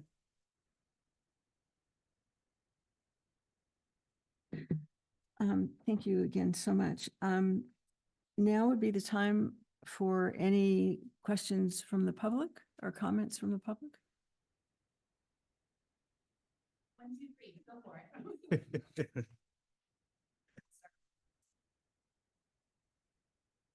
Evening again, Steve Bingham. I worked at Legal Aid in San Francisco for almost 25 years, and much of my time was on this issue, and actually brought a federal lawsuit, which was based on the law which the Supreme Court recently overturned. And I encourage all of you, as you try to frame this issue and how to advise as a police advisory commission, to read the dissent of Justice Sotomayor. I'm not going to summarize it here, but she was so outraged that she read her dissent from the bench, which is extremely rare. And essentially what we have with Grants Pass is the Trump Supreme Court. And I call on you to essentially stick with the Ninth Circuit decision, which is excellent. Nothing in the Supreme Court decision requires you to follow what they say, but to criminalize homelessness is unacceptable in a civilized society. So I applaud the Mahone tent encampment, but focus on the other people who didn't get in, those statistics, the unhoused that are living in our county. The one thing that you should tell the police department, don't ever arrest any of them. Work to make it safe. The whole idea of splitting people up, which is unsafe, especially for women, it's important that people are in groups, and that new campsite is excellent. But to go around and find people, as someone, you said, someone is underneath the bridge, help them to find other people, even if it's not as fancy as this new campsite. So they're together in a place that doesn't bother other people and is safe. But above all, don't criminalize them. Once they get those tickets or get arrested, it's homelessness to prison kind of pipeline. And Thank you for think your it's time, Mr. Bingham. It's Thank you. extremely important to keep that in mind. Thank you. Thank you. Please come forward. Thank you for your presentation. I think what's coming up for me with all the items tonight is how do we keep all of us safe? And how do we ensure that everyone's treated with dignity and respect and seen in their full humanity, from students with police on campus to complaints to people who are unhoused? I have to echo, criminalizing homelessness is not the way to go. It's not treating people in their full humanity. Unhoused people are friends, their moms, their dads, their uncles, their brothers, their sons, their daughters, their people in our community. And I agree, it's really scary. It would be really scary to sleep in a place, in a room with people you don't, to fall asleep in a room with people you don't know. I know some people in Novato who were at the encampment when it burnt down who could not, based on their trauma and their histories, live in a shelter with other people. And I don't think any of us would raise our hand and be like, oh yeah, put me in a room with 4 people I don't know and I'm going to go to sleep. So thinking about, there's 48 people, there were 65 when the grant went in. What happened to the other people? I've heard that they can't have visitors. That's also really hard. I don't know if that's true or not. But that's like, we all need our connections to stay in our full humanity, to stay, happy and connected, even when things suck. And so I just encourage you all to think about, like, what if that were your child? What if that were your mom, your dad, your brother? How would you want them to be treated? And then work with the police department, I love that you have identified a mental health liaison, right? They didn't say like, oh, this should be someone with a gun who goes and works with homeless people. So kind of the same thing with kids. Like, who can we identify who can be a counselor in schools and help? There's some amazing programs where dads put on red shirts and do that, make sure the kids don't fight. So think out of the box. You can do it. You're all really smart. Thank you. Thank you. Hello, good evening. Good Just evening. in case there are new folks joining in, my name is Mo Danieva Marsh and I'm on the San Rafael City School Board. I have 1 comment and 3 questions, so get ready, Lynn and Mel. So my 1 comment is I really want to uplift the city of San Rafael in partnership with San Rafael City Schools. As I shared earlier, Davidson Middle School, Laureldale, that entire jurisdiction that you were talking about earlier in your presentation, you have been really transparent in getting information to our children and families, talking to them about the safe team. If you see something, say something. And so I really want to commend the upcoming webinar that you're having in partnership with San Rafael City Schools later this month. It's not the first webinar you've had, it's a series of several ones. And I just want to really uplift that. It's available in Spanish and English.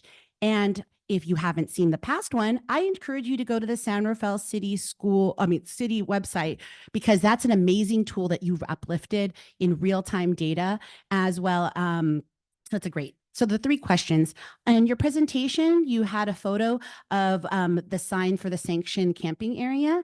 And yes, so there's a QR code. And when you get to the website or for information, there is a translate button on the website. But do you have those signs available in other languages like Spanish and Vietnamese? That's one question. And then the second question is for the point in time count, which I've been an avid volunteer. If nobody's ever done it before, do it. It's fantastic. I've actually been unhoused for about 6 months back in 2011, 2012. And I was working unhoused, and I've lived in my car and I've couch surfed. So in the point in time count that I have a question about is, how do you account for, say, multiple families living in, say, a 1-bedroom apartment? Because in point in time count, it's visible counting. So how do we account for those families? Or for, say, transitional age youth who may not traditionally congregate in those spaces in the earlier part of the day. Oh, sorry. The last question is in relationship with school districts. I noticed that you had a data point about unhoused families. And so I was curious about where the County of Marin or City of San Rafael receives that data about unhoused families, because each school district, like Miller Creek, as well as San Rafael City Schools, we do our own count. And so if that's the partnership there, just love to strengthen that, because we have data about our unhoused families and we can tell you in real time, beyond point in time count, an update. Thank you. Thank you. Thank you. Are there any other comments from the public? Seeing none, we'll close public. We haven't gotten there yet. I'm just closing the public comments. That's okay. We understand. It's taken months, you know. So now would be the time if the committee, and we'll start with Ms. Logs, has any comments or recommendations. Please proceed. Great. And yes, I think it was an excellent presentation. You covered everything, and we got good literature that we got to read prior to. I'm just kind of colorfully, I don't know if you can see, but I had this mission to go and register the homeless. So I actually contacted our police department because I thought maybe it would be unsafe for me to do that. But it turns out these are really wonderful people. I've walked during the daytime, not night, amongst the folks, and have been getting feedback as I'm trying to register or check and see if they are registered to vote. And one of the feedbacks is, which I want us to be able to improve upon. Well, first question I have is, the tents are for individuals. What if there were a couple? What do? You're putting the man over here and the woman over there in 2 different tents? That doesn't seem quite, is that? So every couple gets 2 tents. If they choose to live in 1 tent, that's fine. And they can use the second tent for storage. And we've also found that a lot of times couples, if they get into a squabble, they want a safe place to go. So by having that second tent, one of them can go to their own tent. Oh, So, and it also increases their storage because all of their property has to be inside of their camping cubicle. mhm. So it gives them that extra space and a little bit of flexibility. Okay, that's a good question. And the other thing, and I already asked about the cooking situation, but the other thing is their perception. I spoke with one gentleman who said his perception was, and I want to say, I feel like all of them were well informed. So you did your upfront work really well, because they could tell me how many feet from the building and how many feet from the curb, and they could tell me how many feet between the 2 tents. So anyway, what I wanted to say is that their perception, or at least of 2 people that I spoke with, of this encampment as a concentration camp. Both entrances are locked. I can't invite a guest in. and I feel like I'm giving up my rights. How might we bridge that? Because if I have a residence, I need to be able to invite my friend to my residence. Why are we keeping friends out? And I'm reading the code of conduct that they sign. And it says that no visitors are allowed within the sanctioned campsite area. Why? If it's my friend, not, the community. Sure. Yes. So we did that in response to our SSA, which was our sanctioned camping area underneath the freeway during COVID. I don't know if you remember that, but we did allow visitors into the site and it caused a lot of problems. So the female residents primarily did not want visitors. So we met with the members of the McLeod, which is the Lived Experience Advisory Board for the Marin County. And the women said, do not allow visitors in. It makes us feel unsafe. So are there some people who want to have people come into their tent? Historically, that has led to theft, assault, problems. And so when you walk into the site now, it's music to my ears when I hear people say to me, I feel so safe here. Thank you. And I really think that the no visitor policy is a really big component of that. Okay. So you tell them that I'm coming to visit because I want to register those folks. Let them know I'm coming. So I go through the gates because I'm a visitor. Ms. Ruiz, do you have any recommendations or comments?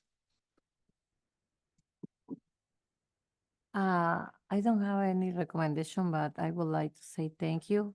Thank you for what you are doing for these people. I am Latina, and when I see these kind of people live on the street, I'm feeling so sad because we can help. We live in a small place, and if I have a big house, maybe I'm going to bring one or two to my house, but I can't because I live in the studio. But thank you so much for all the things you are doing for them. Thank you, really, thank you. Thank you. Member Thank you for that presentation. I really appreciate your hard work. You're an asset to our community.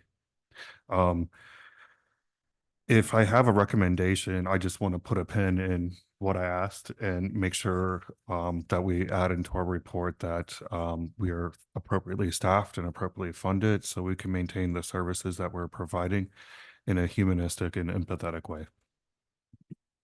Thank you. Member Fatai, Vice Chair Fatai, sorry. Thank you. I don't question the work you guys do because I know it's a lot of work. It's a lot of work. And someone to come in and questions, yes.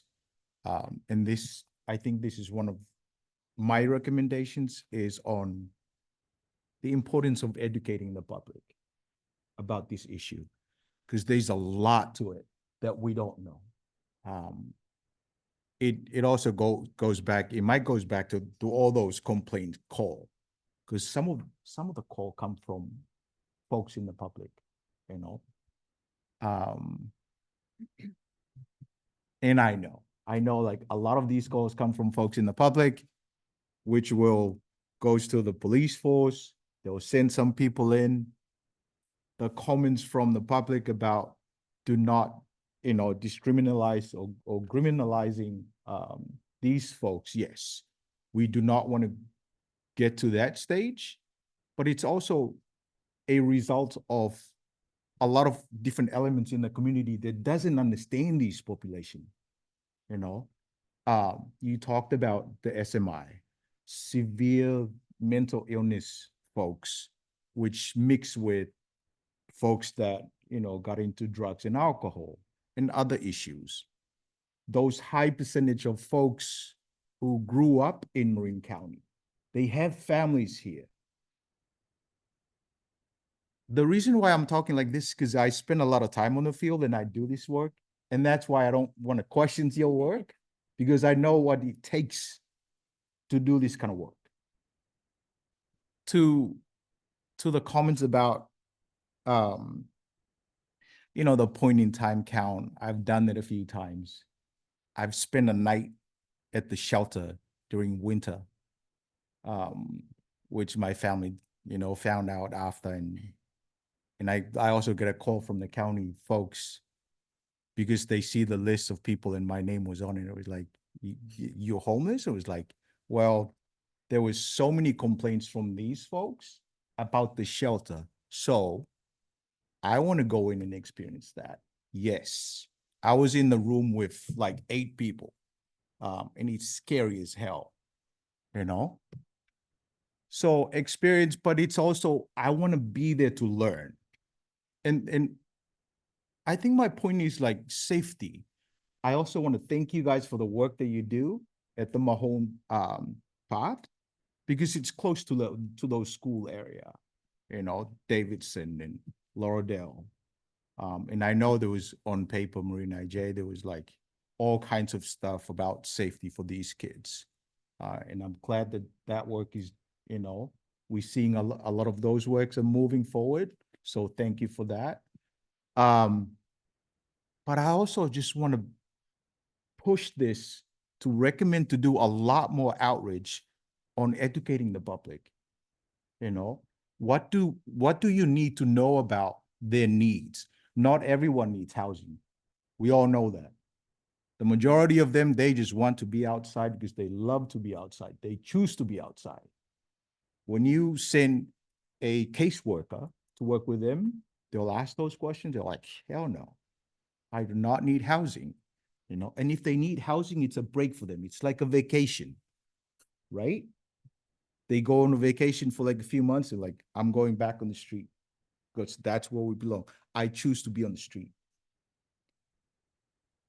A lot of the folks in our communities who doesn't understand this, and I don't want to put people on the spot, but I think some of those folks are the folks who call and make those complaints. And then we send folks that have little to less understanding of how to deal with these folks, with this population.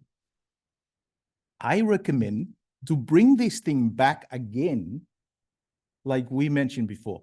Work with the school board, work with the Veterans Affairs, the departments, the city departments of homelessness, because it concerns safety for the children, families with children, school-age kids, that's when the homelessness department and other agencies, I also want to shout out to other agencies in the county, not just Centerville, who's doing this work I hate crying, to link with the school board, because they have, she mentioned that already. They have folks that works with families. They identify those families. And some of those families have kids who can go to school, but they don't have a safe place to stay. They probably camp in their vehicles if they have one, So there's a lot of elements we need to look at. We need to bring everyone to the table, because we can't solve sorry, I'm taking a long time, and I feel bad that we put you guys in 2 minutes and I'm talking 10, right? 15. Maybe next time we'll give you guys, I'll give you guys more, more of my minutes. But I also want to wrap it up then. Yes. Okay. But it's I want to wrap up, but I also want to make I also want to make my point out to the public to understand this, because homelessness is here in Centerville, and since Centerville is the biggest city in the county, they will all come to Centerville for all the resources. I know Novato and West Marin, they are here. They're going to be here for a very long time, and we're going to have to deal with them for a very long time. And I want the public to understand how to deal with these people. it's gonna take some of the work from the police force, some of the work from the agencies that work with them, directly with them, and also families, the school boards, works with kids who are homeless. So yes, the elders in the house. So I'm gonna respect that. Thank you. We very much appreciate your passion. Thank you. Absolutely. Ms. Nguyen, do you have any comments? No? Ms. Alvarez? Any? Ms. Valdez? No, not any comments, but also thank you for your presentation and for all the work that you are doing. And we know that it's not like enough, but we are in the process of doing. Thank you. Yeah, thank you. And so my comments are thank you very, very much for the work you do, and blessings on the city council for being aware of this and agreeing to this program. It's like not kicking the can down the road and trying to do something positive. So we so much appreciate you. Thank you very, very much. Thank you. Thank you, guys. We're going to take a quick second toggle, hopefully for Okay. the last time. Thank you.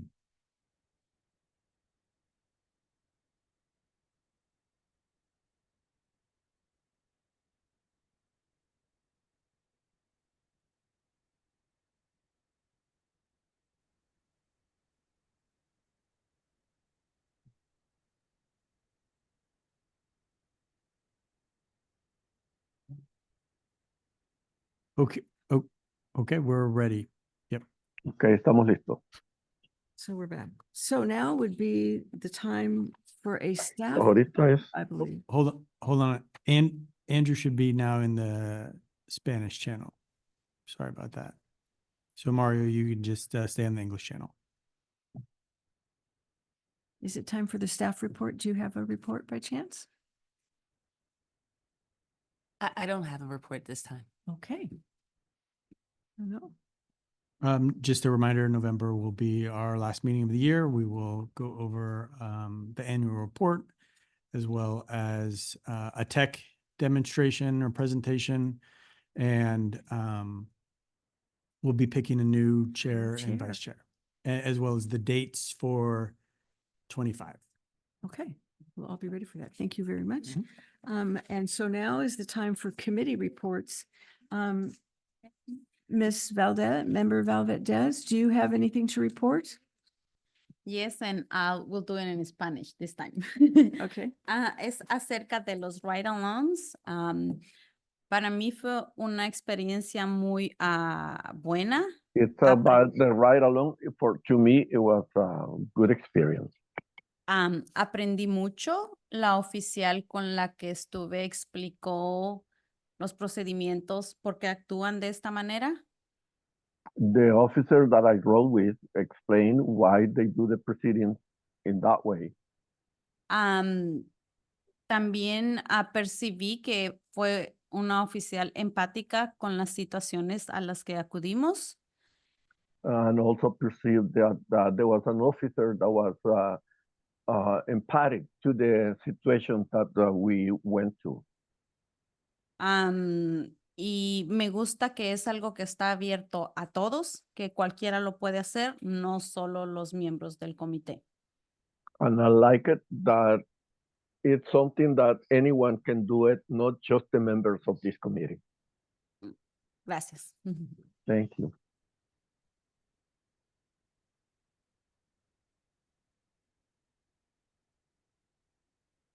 Okay. Member Nguyen, do you have any comments or reports? I just have comment on the ride along for last 2 weeks with the Andrew Santos. Very interesting and I like it. And exploring what the police doing, what their duties around the area of San Rafael. I appreciate that. And I hope I can go along again. Thank you. Thank you. Please. Sorry, just to ride along. It was quite an experience, learned a lot. I have some stuff, I'm gonna send it to police chief as recommendations in a thank you message. But yeah. The other thing I've talked to parents. I've also talked to teachers and students from both, not both, and I'm not going to mention numbers, but I've talked to some of them from all the public schools in San Rafael about the SROs.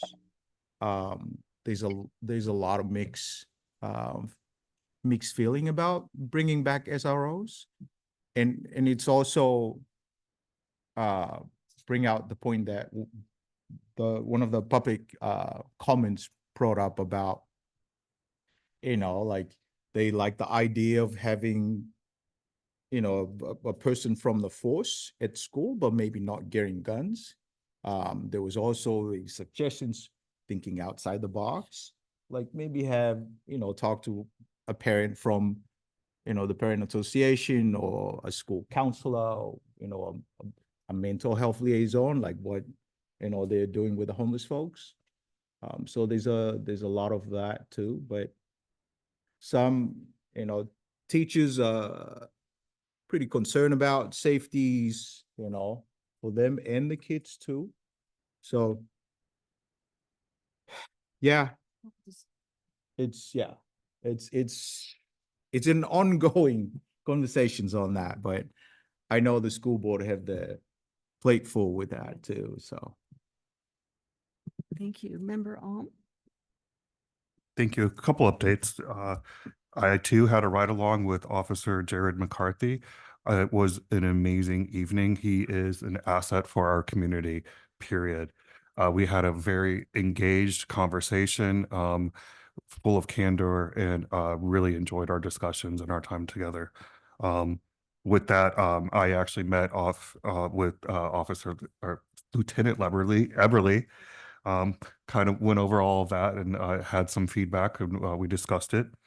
I also had coffee with Chair Kamina.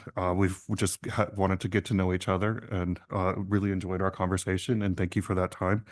And I also met with Trustee Mo out there, and I really appreciated our conversation, our time, and our candor. We probably talked for about 2 hours. The whole issue of youth and policing has really engaged my thought process. I really think that this body is a good bridge to build trust with police department, the community, the school board. I will be going out there and lobbying with other trustee members, so do expect that I probably will report back meeting with some others. Thank you very much. Member Ruiz, other than getting married, do you have anything to report? Yes, I attended, I am part of the committee from Picowell Park last month. Thank you. That's it. Member Locks? Yes, I had a interesting beginning of October. On October 1st, I got to be a part of the oral panel for 2 police cadet candidates, which I thought both were excellent and was interesting. One was on the younger end of the spectrum, and the other was more on the middle end of the life spectrum, who would have more life experience. But they both were excellent, but from different perspectives. They both were excellent. That was number 1. Number 2, in my role on this committee, one of the things that is really important for me is seeing change in police culture. Now, I don't know if they sized me up on my ride along with Officer Devin Nielsen, but he was excellent. Excellent. We had conversations, candid conversations. But what I wanted to share about the culture is, one of the things that he said was that our change comes from the top down. And I want to share that with everybody, because what I did witness was a an effort to be more of a thinking of rehabilitation for individuals that get into trouble versus punitive. I had the opportunity to be in 4 situations with 4 different age groups, 4 different ethnic groups, and got to see how, not only how the officer I was with, who took me to those sites, how he interfaced in that situation and explained things to me with the questions that I had, but also all of the other people, police officers at the sites that these were events were happening, were also following that model. So I wanted to share that that was my experience, totally unexpected, but definitely appreciated. And I am asking our lieutenant for doing an evening ride along because things are different in the evening than they are during the day. That's what I wanted to share. Thank you very much. Well, I guess it's my turn. I actually had the opportunity to have coffee with Member Alm. It was very delightful. Thank you for the time. And I rode along with the same officer that you did. And he is delightful. And I guess my general comment is maybe perhaps because of my experience that I've had with my work, I sometimes see a different culture in the police, and I'm really glad that you had the opportunity to see that. When I was there doing my ride along, it was stolen white car or van day. It's just, that was what we were all about. But the thing that impressed me were several things. One is that this officer had been in San Rafael not that long, but he had been an officer elsewhere for 10 years. And when we had meetups with another officer who was less experienced, Officer Nielsen was so kind the way that he was and helpful the way he was explaining to the other officer, and not in a way that it was, demeaning, like I know more than you, but it was like, oh, well, let's do, it would be better if you do this way. And so the camaraderie, the courtesy, and I know we can't talk about the case or anything because it's still pending, that I saw these officers in 103-degree heat in their uniforms with their vests, doing what was above and beyond that was called for by helping someone that they could have arrested. I'll just leave it at that. Exactly. And it was very, very impressive. So another thing that happened was there was a blip in the radio, and I guess they're being modified, I guess. And so the first word was officer safety. They were very concerned about each other, which brought me to the thought of officer wellness. And, if you don't have healthy people working for the community, then you're not going to get the best service. So I know we still have to work out our agenda for next time, but some departments, or one in particular, and I'm not sure of others, have, in my concern that I've had for, tell me how many, is it 25 years that we've had officers work either 4-10 shifts or 3-12s, which means they work 12 hours a day and for 3 days in a row, and then they get 4 days off. That is a very long time to have to maintain your composure. And so some departments are starting a wellness hour, which is if you check in with your supervisor before your shift, you can do an hour of go to the gym in the department, or you can do a class or just do something in those 12 hours to take a break for your own wellness. And I'd like to put that on the agenda to discuss sometime. No sympathy here. Nurses do 12-hour shifts all the time. That I understand. We have to chat about that. I think that would be great. I do understand that, but it's and it's the same, except for I guess you don't have guns. They don't have guns. Thankfully. I have nothing further. I think we've almost made our timeline. If there are not any other reports, we'll see you next month. And you'll all be thinking of a new chair and vice chair. So will that happen at the beginning of the meeting or the end? Beginning. I think the beginning would be great. We're working on the timeline for the agenda. Okay.